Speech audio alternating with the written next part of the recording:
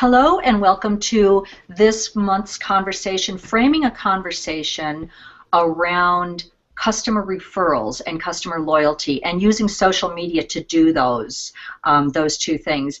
This is a twice monthly HOA that we have, and it's put together expressly for our social media marketing group in Denver. We're an in real life meetup group. We get together once a month. We're sponsored by Webolutions, a local strategic and digital marketing company. And they bring us together once a month to talk about social media marketing, how to use social media for business. And I have, hang on, I have something on. And I will figure out what I've got going here. Sorry, guys. I had the event open on a separate screen. Okay. HOA Faux Pas. So part of that explains why we have these HOAs. As a group, we learned that Google Plus is coming on the scene. HOAs is a great way to get business done using our technology, and I have created HOAs to give our in real life meetup group the opportunity to test out this technology. We've been doing this probably since last November, December. Peter, you were one of the very first panelists. I mean, you've been along this journey for a while. There's always something new to learn, but fortunately everybody's learning at the same time, so little mistakes like the one I just made, having my event open on a separate screen and it started playing, that's just something that it happens. You turn it off and you move on. But we are learning, and we invite, like I said, everyone from our social media marketing group here in Denver. We would like to invite you up to be on our panel to talk about the topics that we're going to talk about in real life, but really to experience this HOA technology. So that all aside, we're going to get right into the conversation. On Friday, we'll be meeting in real life. Webolutions, Mike Hanberry probably will be our presenter, and talk about social media marketing and customer referrals.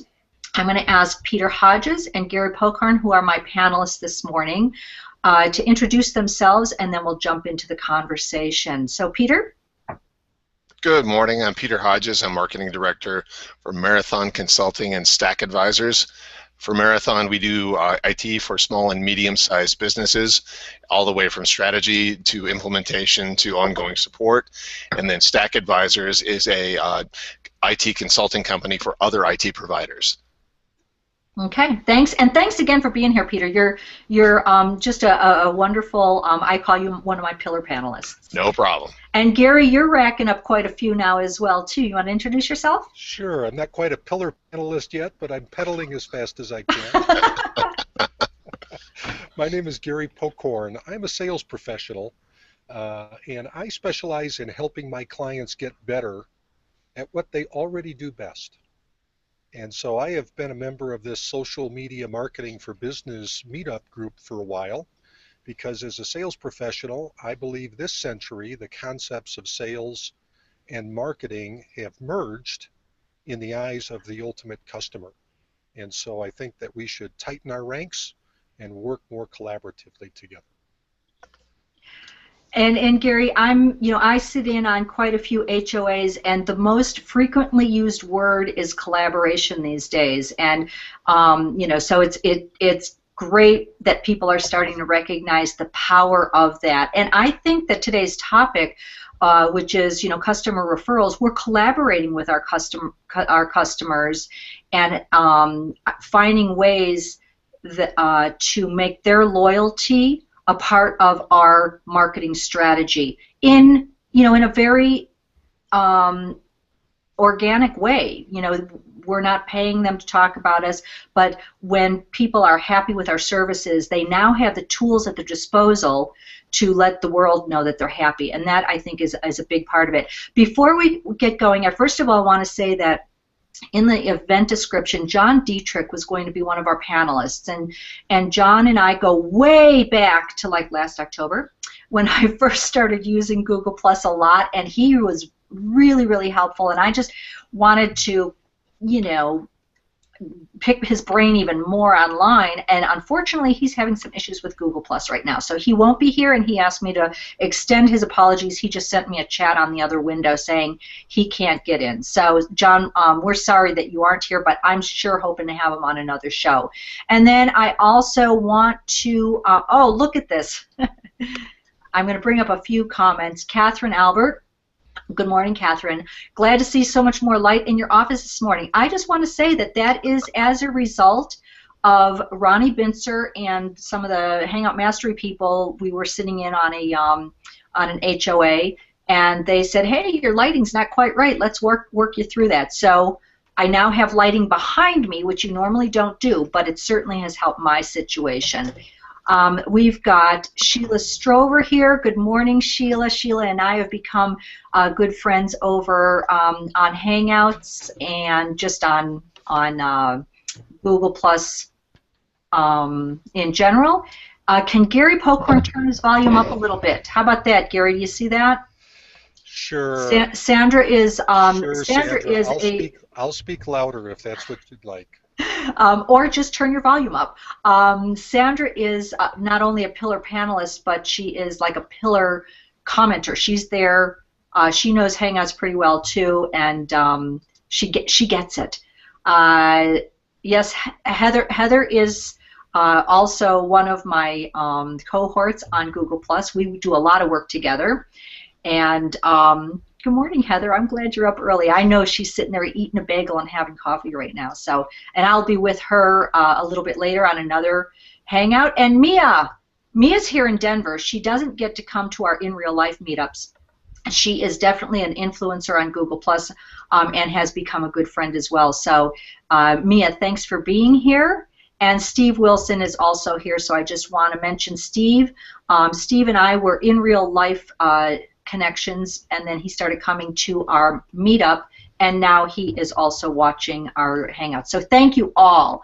So let's jump into this. Do I need to get anything else, Peter? Gary, am I forgetting anything? Jump in whenever. I don't think so. I think I'm good if my volume's okay.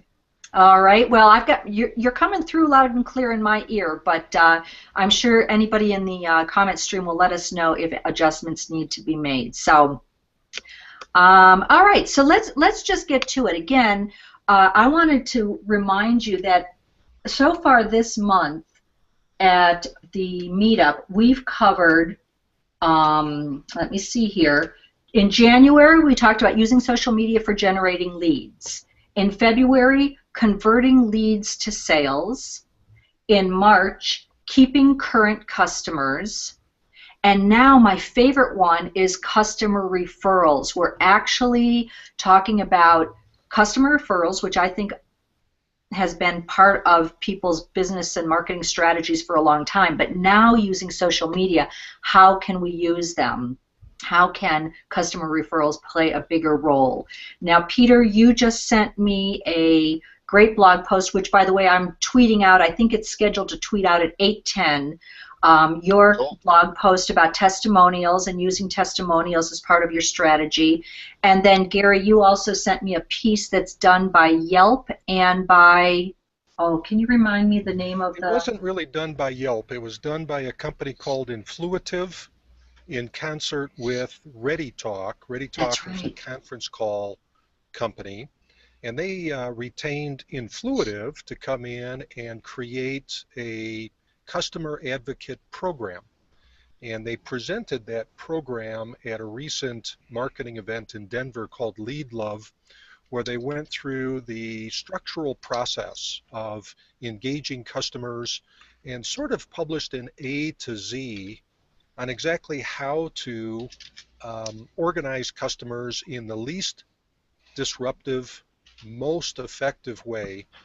And I shared their presentation with this group. I was forwarded a copy of their presentation since I attended that event, and there weren't any qualifiers on it in terms of use, and so I'm claiming fair use as long as we cite their authorship of the content. Yeah, and I was a little concerned about sharing it, but I think I won't share it in the stream because I do just want to make sure that I'm not, get myself in trouble. But it's a nicely branded presentation piece that I won't be able to share because it's a PDF, but I think I can upload it to my website and I'll share that because it's 38 pages, but it's really good. And so, Gary, you actually attended that presentation, is that right? Yes. Okay, and so if you were to take away, I've got it here on my other screen, and I could probably even pull it up. What was like the most important takeaway? I like the idea of having customer advocates. That sounds cool. I mean, it makes you sound pretty official. What was the one or two takeaways that you came away with on that? Yeah, and Debbie, if you were going to show any one page of that PDF, I would show page 25 if you can. All right, you go ahead and talk, and I'm going to go ahead and pull it up, and then I'll have it ready for you. I think there's two main points that I took away from that advocacy presentation, and that first main point is customer advocacy doesn't just happen on its own. It's really up to us to organize an advocacy program, educate and invite our customers, and select the ones who want to participate in the program. So that was the first main point, is it doesn't just happen. The second main point is that they actually identified key metrics of a customer advocacy program. That's what's on page 25. And I'll just read it, Debbie, if you can't pull it up. Actually, I can. I'm going to go ahead and screen share it, but I'm going to keep you blue box so you can read it, Gary, because you've got it there in front of you. Okay. There it is. So these are the key metrics that they identified in their advocacy program. In the first year of a customer advocate, they would expect one product review, 3 referrals, participation in 43 surveys, participation in 45 social media promotions, plus being a reference for the sales organization, being available for analyst briefings, consider speaking opportunities, serve on an advisory board, perhaps participate in a media interview, and also distribute content to their network. So help me understand this now. These metrics that are on this screen that we're looking at right now, are these metrics that identify an advocate? No, these are the results. If you can get one customer into an advocate role in their first year as an advocate, this is what you can expect. Oh, okay. So like 45 social promotions, and then of course they've got the Twitter bird there, which is my favorite because I find Twitter to be a really, really powerful tool when I'm advocating, when I'm being showing my loyalty. I tweet about it so that I can really relate to that one. So you're saying then Gary, that if a customer or if a company is able to develop an advocate, they can expect this sort of behavior from those advocates. From a single advocate. From a single advocate. This is a great way to measure it because, we often talk about what's the ROI of social media. And putting it in these quantifiable terms, I think it helps us all better target certain initiatives. And customer advocate, if we can target these kinds of numbers, I mean, this is, did they say what they're basing these numbers on, Gary? Yes, actual performance of the ReadyTalk client base. Wow. Okay. So this is not theory. This is actual performance. Okay. I think I just figured I was going to question whether or not they do 43 surveys, but with ReadyTalk, you do a survey every time you finish a call, so that makes a lot of sense now. Peter, they did talk about the types of surveys, by the way. Okay. And, they did talk about keeping a customer engaged. If all you talk about is business all day, every day, then you'll dampen the enthusiasm of your customer. I would agree with that. So some of the surveys were just fun surveys. Huh. You know, what's your favorite? You know, let's put up a picture of a dog, and Uh-huh. let's conduct a survey for your favorite name, or let's There you put up go. Okay. a funny cartoon and ask for people to participate in creating a caption. So they talked a little bit about keeping customers engaged, which is a delicate balance of being overbearing if we're not too careful. I would agree with that. When I worked at Belco Credit Union, I was the corporate marketing manager, and our social media kind of mission statement was to be a welcome and useful part of your week. So we focused on making sure that people looked forward to hearing from us, and then also that we focused a lot on being useful. Because to your point, if I kept sending out information about checking accounts or auto loans, they were going to start to tune that out. But by intermixing information about financial literacy and budgeting and ways to maximize your savings, people stayed much more engaged. Okay, and I want to bring up this comment here from Catherine Albert. How is advocacy different than reviews? And Gary, I actually think that by showing us those metrics, you know, it has one product review on there, but 3 referrals, 43 survey participation, 43, and surveys, of course, are big for Ready Talk because they do them so often, and then 45 social promotions. So actually, it's not different than reviews. Advocacy includes reviews. Advocacy, the context of the presentation, advocacy is a program, and reviews was one element out of many that are available from an advocacy program. Yeah. Okay. And Heather Crafter says, you know, wow, what a great analytical tool. I like real results over inflated numbers. And Heather is an owner of a small business. Every business seems to like to have some numbers. So it's great that Ready Talk was able to put those kinds of numbers together, even if they're very specific for their effort in their strategy. It lets you know that if you think in terms of numbers, sometimes that might be an easier way to you know, start putting together your strategy for your advocacy program. So that's, you know, I really, really appreciate, Gary, you bringing that up. And then, Peter, you mentioned that bringing something useful to your customers is, you know, a big part of keeping them engaged. Right.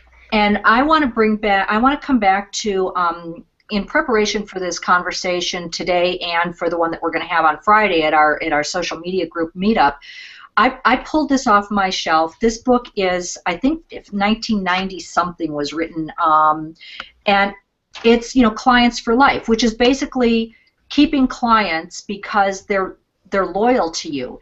And you know, the kind of the subtitle is Evolving from an Expert for Hire to an Extraordinary Advisor. And so this is it's sort of an age-old approach, really. Well, age-old, you know, this was written 15 years ago. But now we have different tools. Social media, we can bring social media into the mix and establish ourselves not as experts. People don't like to hear how expert you are. But if you're coming across as an advisor, they feel like they've got somebody who's, you know, got their back, who knows what their pain points are, who can speak, you know, specifically to what it is that they need. And so if you know, think of yourself in a role as an advisor and then use your social media tools to get that advice out there, you know, I think that we have to start thinking in terms of that. We've got these tools at our disposal. So, you know, that's the way to do it. So Peter, can I jump over to your testimonials? You Sure. sent me the piece on how your company uses testimonials. Sure. What we're doing is looking for the positive emails that we get about, hey, the project team did a great job on the recent installation. I'll immediately take that email and respond back to the person who sent it and basically say, can I quote you? We would love to put that on our website. We really appreciate the great feedback. Then I'll write a quick draft of it, and they'll maybe make a tweak here, a tweak there. And for the most part, people are saying, sure. And the reason I think it's working is, we talked about this when we were getting ready, is I take all the work out of it. I ask for the referral. I even write it for them. All they have to do is say yes or no.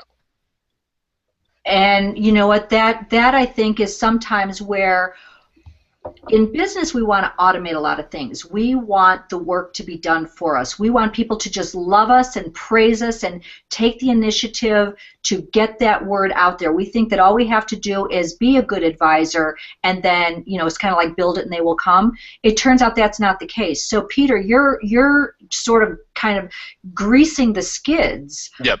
If they I mean, you're not asking them for the kudos. They've already told you, we love you, and they're giving you, you know. But then you're going to say, now do I have permission to pass that on? And you'll do the work. Exactly. And the reason we're doing it, to put it in a social media context, if someone refers Marathon, that person is more than likely going to visit our website. And referrals are kind of an indicator that it's a good referral. Right, and you know what, I like the idea of you getting it out there, because I think that we have a responsibility as business owners to start modeling the kind of behavior that we would like to see. We would like to see people using social media to tell the world how great we are. You know, we would like that. But if we can do it, if we can just show them examples, and if any of your other followers on Twitter see this testimonial, see this referral, they might say, yeah, you know what, I've had a really good experience with them too. I want Marathon Consulting to recognize me for offering them a referral. So you might actually, you know, model the behavior a little bit and encourage people to take it on their own, you know, do it themselves. Absolutely, I agree with that. So now, Gary, I know that you have to go off to a meeting in about 5 minutes, so I want to make sure that I get to anything that you wanted to contribute to today's conversation. So I'm checking in with you. Okay, thanks. Well, I think the only other thought that I would add to the conversation today is many of these terms are vague. Loyalty, advocacy, referral, testimonial, reference. Many of these terms are vague and can be used interchangeably in an inappropriate way. I believe a referral from a sales professional's perspective is different than a testimonial and different than a reference. A referral is a client that introduces me to someone that they know. It's a very one-to-one, personalized, warm activity. It's not, hey, we love your services, Gary, and we would recommend you to anyone. That's vague and less valuable. So from a sales professional's perspective, I treat referrals in a category unto themselves, and I believe that referrals need to be solicited from our customer in a professional way, a professional solicitation, where, as you and Peter were discussing, the customer is a willing participant. They just don't know how to refer. So they're willing, but they don't know how. Well, as a sales professional, I know how. And so I will help my customer refer me. I'll tell them exactly what to say to the person that they're about to refer me to. I'll educate my customer exactly what my first conversation with their referral will be. I want my referring customer to feel totally comfortable that I will be totally appropriate and totally professional with someone they refer me to, so that that person they refer me to feels good that the customer referred me, as opposed to feeling bad.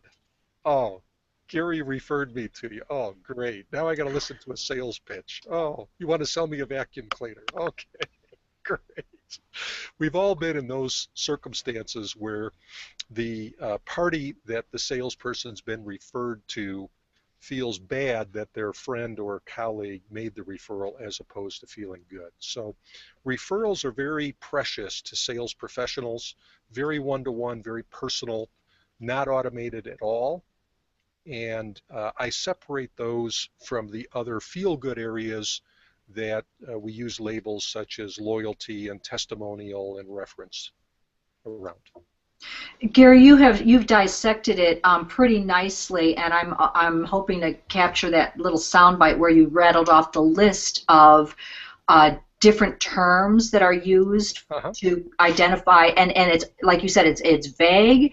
Maybe it's overlapping. As the strategist, jump in there and say, I would, sit my team down and say, you know what, let's make sure that we're all defining these the same way, and with a little bit of definition around those terms, figure out which terms are most important and how they can be part of your referral strategy, so that people do understand, because you just pointed out some things that I've never really thought about before. And if I were working within the context of an organization with a specific objective and a specific purpose for existing, those terms could probably be pretty fine-tuned. And then that discussion could lead to some specific actionable steps that could be taken. I love the idea of helping your advocates know how to make a good referral. That it's kind of like what Peter does. You sort of grease the skids a little bit so that you can really activate this loyalty from your customers, at the same time making it very much their idea, their words, their emotion behind it, which is really, really important in a referral. I want to. It's 7:56, Gary. You know me. I'm keeping an eye on the clock. So for you. I want to thank you for being here. I'm not pushing you out the door, but I don't want to keep you either. So thank you for being here today. And I think we'll see you Friday. Is that right? Are you going to make it to our meetup on Friday? You bet. We'll see you all on Friday. Thanks for inviting me to join. Have a great rest of your day, everybody. Thank you. You too, Gary. I'd like to bring in a few comments now from we've got a good conversation going on. So let me see here. I want to first of all start with Sandra's comment. A lot of people at our meetup are not familiar with Google Alerts. Can you provide a reference for the or a link? And Catherine then immediately did. So that's in the comment stream. Right. Monitoring the web for interesting new content. Peter, it sounds to me like you've got some experience in this area. Did you want to comment on that? Oh, absolutely. I use Google Alerts all the time. So I've got an alert for my executives' names. I've got an alert for the company name. I've got an alert for a bunch of different topics that I want to make sure I keep up on. So I think it's a very valuable tool, especially for social media listening, to get that set up. And then you can have Google just deliver the information as it happens. They can do a summary at the end of the day, at the end of the week, whatever frequency that you'd like, because that gives you the opportunity to be responsive. And I'm guessing that when you get those alerts, some of those alerts are probably just general information. Some of them might be a complaint. Some of them might be a loyal customer, giving you a recommendation. So using Google Alerts allows you to monitor and listen. Yes? Absolutely. Yes, I've learned that they're, like when I worked at Belco, I learned a lot about Bell County, Kentucky, because there's the Bell CO. Yeah. It is kind of important to filter them, but it's a great way to keep track of all the stuff that's out there. And then you can make a decision whether or not, based on whatever strategy or sort of setup you have on whether to reply or just kind of keep an eye on it and monitor it. It's up to you. Okay, and I want to continue on that listening thing. I also want to let Catherine or Heather and somebody else. I've got some good comments here that I'm going to bring up here in a second. But to stay on the listening thing just for a moment, sure. I told you that I'm using the this book was written I think in early 2000s or something, and they offer. It's a very simple book. It's like large print and huge margins, so you can whip through this book. Ken Blanchard is, he's very prolific. But anyway, one of the things they say is know what your customers want, and listening is a big part of that. And so as I'm reading through this book again, it made me chuckle because they said, well, how do you know what your customers want? And they said, well, just ask them. Well, guess what? Today, you don't need to even ask them. You simply need to be online listening. And so it's really, really important to know how to listen. Right. So anyways, I just wanted to make that point because, again, they're age-old ideas, but with technology today, we have different ways of getting around it. So, you know, learn how to use your technology and do some listening. The comments, hang on, give me a second. One from Sandra about video testimonials. Oh, yeah, you want to pull it? Can you pull that up? Do you know how to pull that up? I don't, unfortunately. All right, guess what? This is going to be a learning opportunity. All right. You have your comment tracker open. So if you go to that comment, you'll see a little eyeball in the lower right-hand corner. All you have to do is click that. Let's see here. Hold on for 1 second. Because it's a good question about video testimonial. You know what? I saw it whiz by me too, and I should have pinned it. There's also a little pin to the top of your list so that you've got it ready when you're ready to talk about it. But in lieu of that, at this moment, you can see if you can find it. I'm gonna search for it. You can't find it. Okay, we'll find it. Basically, I think Sandra's question was, are video testimonials worth it because there'll be more work? And I would say if you've got someone who's really excited, you've done a really great job, and they're really happy, you have a limited window to probably get one. But it does kind of take a little extra work because you want it to look good. You don't want it to be just on your with an iPhone because the lighting might not be very good or the sound quality might not be very good. But if you get someone who's really excited about a recent experience, that if you think about it, I've seen video testimonials at like conferences, and they have the whole setup. They put the lights up, they have the microphone, they have the camera guy, and all you have to do is go stand on your mark and talk into the camera. Because it's the same sort of situation. They've taken all the effort out of it, and all you have to do is be happy about things on camera. Yeah, okay, that's right. And video, because, I mean, it has been established. I don't know if it's an established fact, but it's certainly talked a lot about. Video is really kind of a preferred channel these days. So I would say, you know, if you can get video testimonials, that would be very cool. Oh, I would agree with that, absolutely. Because people like video, right. And it's easy to access, and it's free to use, basically. Yeah, and that basically has changed almost in the last year because watching a video on my phone or my iPad is no longer prohibitive.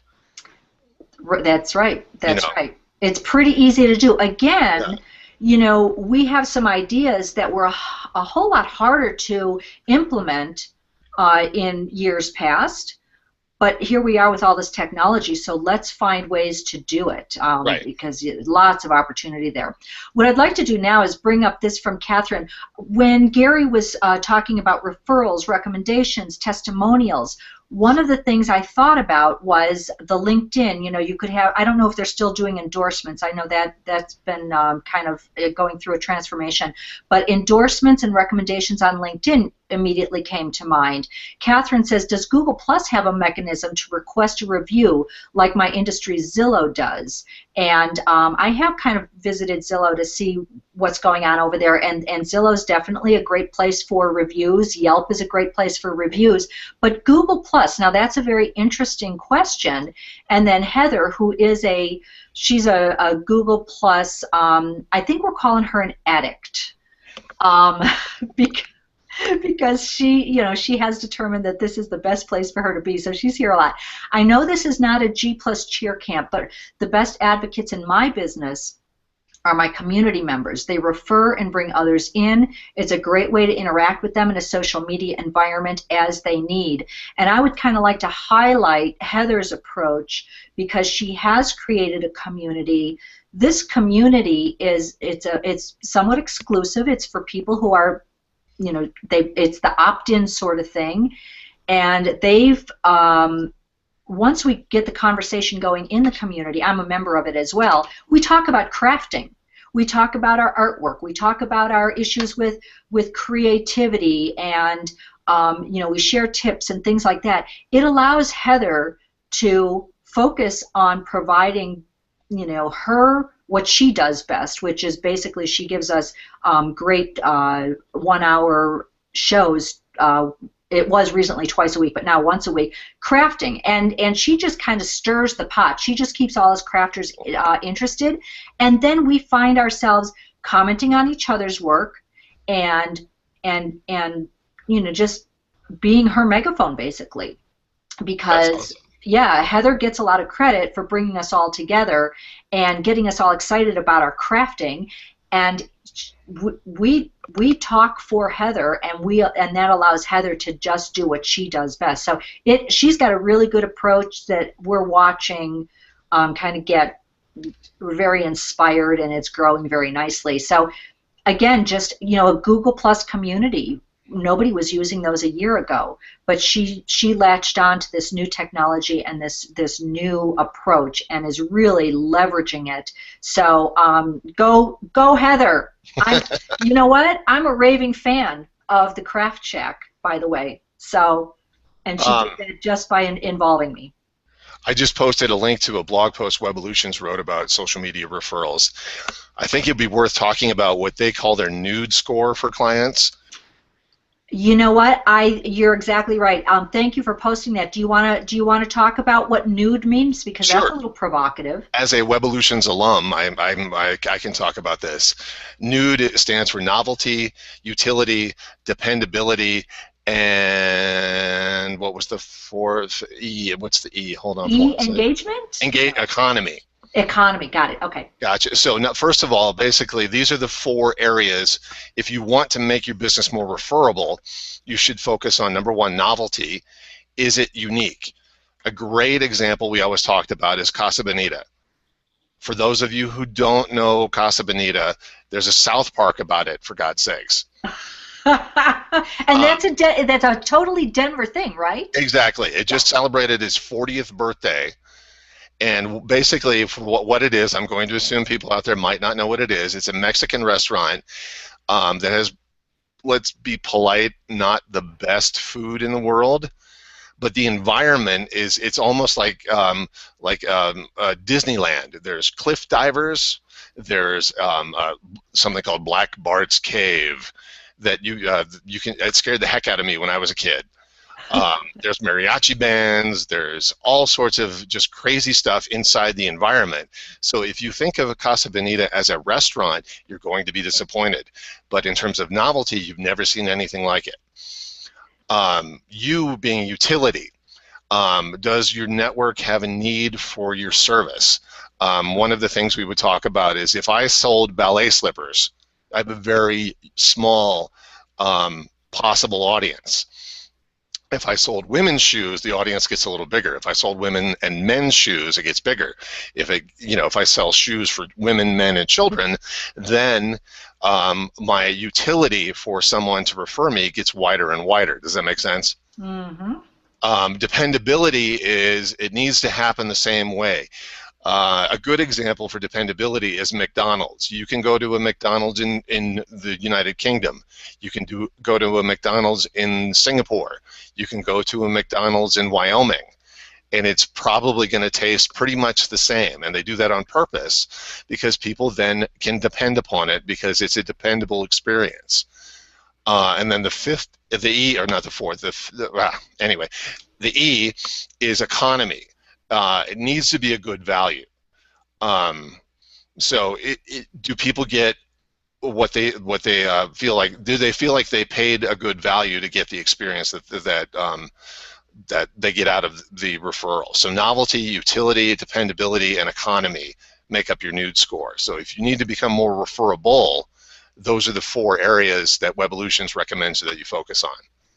Okay, and again, that link is in the comments section. Peter dropped that link in there just a few minutes ago. I've got it open on my other screen. Yeah. It very nicely describes those 3 things. Again, another way to look at I'm saying have a strategy. Referrals are great. We all know that they're wonderful, testimonials or recommendations or endorsements or whatever.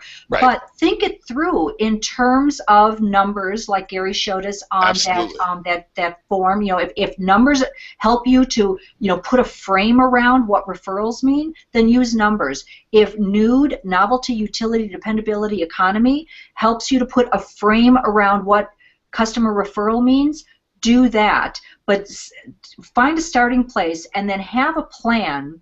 And of course, don't forget that you've got these tools, social media tools, to help you implement that strategy. Right. I'm so glad Mia Voss is here. She's so much fun. If you guys haven't met her yet, she's here in Denver. Be sure to catch her shows. She does one on Friday at 10 o'clock every Friday, which is why she can't join us on our Friday meetings. But yeah, she knows Casa Bonita, and I'm so glad you brought it up because folks who, you know, are here in Denver, we all know Casa Bonita, and no, you don't go there for the food, but boy, is it a lot of fun. I mean, I love the divers. That's the divers off the cliffs. Yeah. I also want to bring up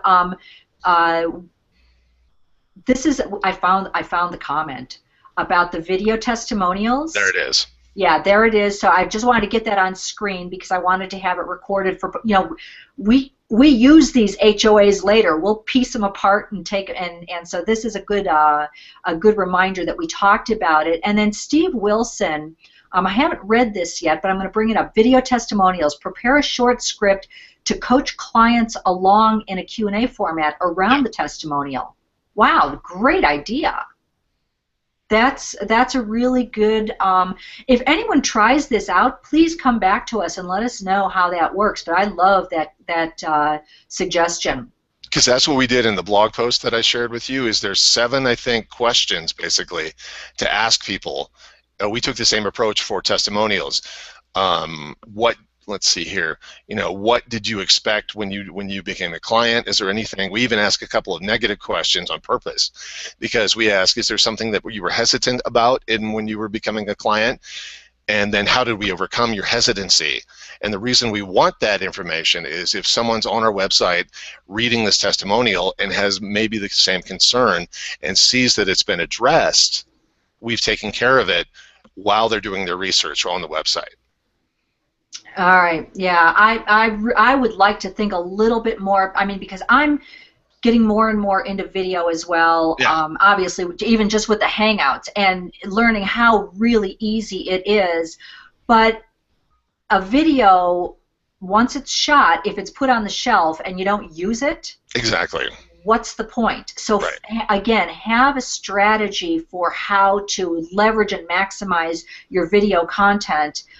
And testimonials is a fabulous way to do it. So that's really great. I want to bring up again everyone who's commenting here. You guys are great. I just love you all. Mia answers Catherine's comment that we brought up earlier. Does G+ have a request mechanism? And the answer here is no. Mia, like I said, she's an influencer, and she spends a lot of time on Google+. You can recommend a business page, and I just did this recently. I didn't know about it, but I follow Jason T. Weiser, who does a program called OnTrack Tips, and he and I were talking, and I'm always singing his praises, and he said, well, go leave a recommendation, and he had to prompt me, which is sometimes necessary, and then I went over to his G+ business page and found out you can leave a review. So that made me feel really good to be able to do that, because I'm a raving fan of OnTrack Tips and Jason Weiser. So do that if you the business pages aren't really where we get a lot of engagement on Google+. I'm finding, for me personally, I'm much more active on my profile than my business page, but that is a good use for them. So thank you, Mia, for bringing that up. I'd kind of forgotten about that, and it's really, really a good one. All right, so we're at about 8:15, Peter, and as I mentioned earlier today, I am doing 3 HOAs before lunch today.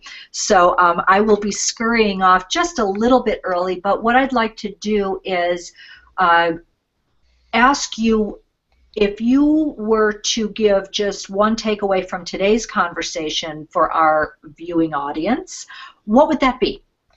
Make sure that you're referable. Make sure that when people refer you, they feel confident that the person they're sending you to is going to have a great experience.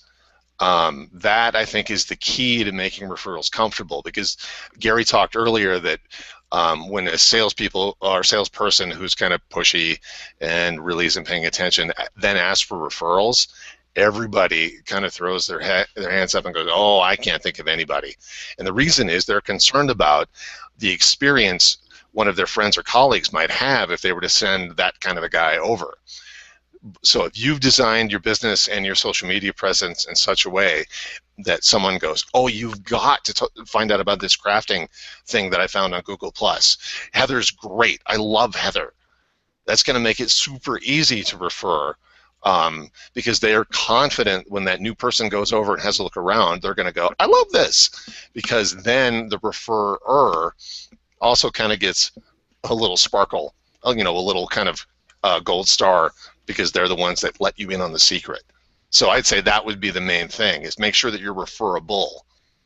Well, if that's all you do is make sure you're referable, because like I just said, when I got to leave a review on Jason's business page, it made me feel good. I mean, exactly. I really felt great doing it.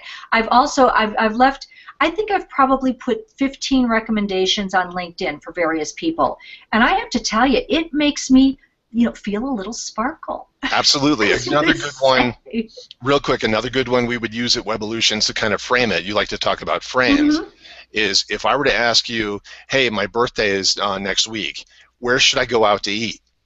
Because it elevates the importance of you making a good recommendation. And I'm sure you've got 2 or 3 restaurants that you would throw out there for me, because you would want to contribute to me having a great birthday. You're not going to send me to Subway. Hey, I love you, Subway, but it's not going to be a place where I take my wife for my anniversary. You know what I mean? So make sure that you've designed your business in such a way that someone has you in their back pocket so they can look good, and they can pull you out every so often and go, check this out, you're going to love it. I like the idea of feeling like I'm doing my customers a favor by making myself referable. Absolutely. You become their secret weapon in certain situations. Yeah, that's cool. Again, just another way of looking at it from a different point of view. I mentioned I'm going to be on another HOA in the next hour or so with James Fierce and Kitty, and I can't say her last name, but anyways, it's called Get Busy. And we're talking about being creative and how we can tap our creativity. And right now, this conversation is bringing all kinds of creative ideas, to my mind. I want to, the comment stream is really, really rich this morning. So, Peter, I hope you'll have a chance to go look at it. Sandra says, does that mean, Peter Hodges, that you think asking for video testimonials is probably not a great idea because of the customer has to do the work? I think that that's worth continuing that conversation. Right. A great point, Sandra. And, we're going to be continuing the conversation a week from today, same time, same place, but still on this subject, and I'm going to tag this comment in particular so that we can continue this conversation next Tuesday, and it may even come up in our in real life meetup on Friday, Sandra. So I hope that you'll be sure to pick that up.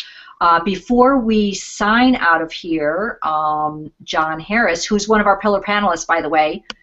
He's there, so good morning, John. And then he's over at Reed Art and Imaging, and he introduced us to Mariah Weiss. I don't know, am I saying her name right? Maybe it's Weiss. She can't be here, but she will be watching the recorded version, I'm assuming. So good morning, Mariah, and thanks for checking in. I also want to bring up 2 things about, again, our in real life meetup is sponsored by Webolutions. There are 2 things I want to bring up. John Harris, by the way, who is one of our, he's right there in the audience now. John, I want to thank you for signing up for Hangout Mastery. And you and I should get together, because I promised that anyone who signs up for Hangout Mastery, you know, as a result of my prodding or using my affiliate link, I would love to give you a guided tour through the Hangout Mastery private community, because it's a fabulous community. I love it, but it is big and it's very busy, and so I think a guided tour will help you be a little more efficient using it. And then I also want to mention that I saw from Webolutions this morning that John Brackney was just hired as I've got to get his title, their Director of Strategic Community and Public Policy Engagement. And that announcement went out today. And John Brackney is also the President and CEO of the South Metro Denver Chamber, which is a co-sponsor of our In Real Life meetup. So celebrations all around for all of that. And yay! Okay, Peter, you gave us your takeaway, which was make yourself referable. I would like to ask you, because it's springtime. I cleaned my yard on Saturday, and then it snowed like crazy on Sunday. We're here in Denver. Do you have a weather story about Denver just to close out? A weather story about oh, well, I'm a Denver native, so I was telling one of my coworkers who just moved here from Seattle that every 7 or so years you can expect enough snow to shut the city down for 2 days. Just completely, don't go out. Don't even try it, because there's 3 feet of snow. So hopefully your Netflix is working and enjoy staying in. I mean, people don't realize that every so often you will get so much snow that literally you can't go anywhere. You can't go to the corner store. You can't get out of your driveway. And those are the stories that make the news, and everyone says, oh, you live in Denver? Is Right. it snowing all the time? No, not all Right. the time. No, 99% of the time. I even did a little experiment yesterday when I left. I took a picture of my driveway, and it was covered with snow, and it looked like kind of like a Colorado postcard. Came back that evening and took the same photo, and there was a little bit of snow left under a little wall where there was a shadow. That was it. It was That gone. was it. Yeah, and I'm a Midwestern girl. I come from Chicago, and I used to think that snow was gray, because in the Midwest it stays long enough to get dirty. Exactly. Here in Colorado, it does not. It snows. There's a ton of it. Like Peter said, you can't get to the corner store for a day or two, maybe sometimes once every 7 years or so. And then after that, so my weather story is that the first year that I lived in Denver, which is a long time ago now, but this was the first thing I noticed about Denver. I rode my bike every single weekend from Christmas right on in through the summertime. All winter long, I was able to go out and ride my bicycle. And I'm a fair weather person. I mean, it's got to be, I wasn't riding in the snow. I was riding, enjoying the sunshine. And yeah, so Denver, we have some fun weather. I mean, I think the whole world is having some kind of weird weather lately, but Denver has some great weather. So with that, I am going to wrap it up. Any closing words at all, Peter? No, I think we covered it with the Webolutions has a blog post by Mike Hanberry about being referable and covers the nude stuff. That, as like I said, a former Webolutions alum, or I am an alum, that makes me former anyway. But are you a raving fan? Oh, of course. Good. Absolutely. Yeah. Just think about that before you worry about getting referrals. Are you referable? Okay, and with that, you know what? I can't top that. I can't top that. It was a small panel, but we do have some incredible, creative, innovative, involved people among our social media marketing group here in Denver. I'm looking forward to seeing you in person. If you're watching this recorded, thank you for watching it. Thank you again for our commenters. That really makes the conversation good. We will go through those comments and make sure that we've answered any questions there. We'll continue the conversation next Tuesday, same time. This is our twice monthly series. So thank you all for being here, and see you in a week.